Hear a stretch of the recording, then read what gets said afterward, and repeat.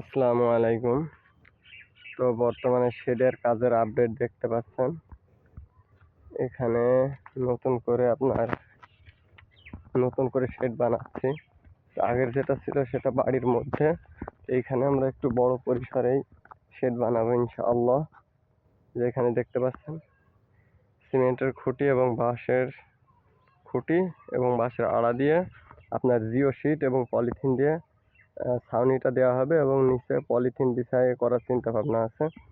তো এই শেডটা আপাতত আশা করা যায় এক টন মাল এখান থেকে উঠবে। আর হাউস করতে পারলে 2 টন উঠতো, কিন্তু আমরা পলিথিনের উপরে প্রথম পর্যায়ে করার চেষ্টা করতেছি। আস্তে আস্তে বড় পরিসরে করবো ইনশাআল্লাহ। এবং এবং এইদিকেও, এই যে ফাঁকা আছে এইদিকেও পরবর্তীতে শেড করা হবে। আর শেডটা একেবারে রাস্তার পাশে। তো ভিডিওটি দেখার জন্য ধন্যবাদ এবং পেজটি ফলো দিয়ে থাকবেন। ইউটিউব থেকে দেখে থাকলে সাবস্ক্রাইব করবেন। পরবর্তীতে ইনশাআল্লাহ নিয়মিত ভিডিও পাবেন।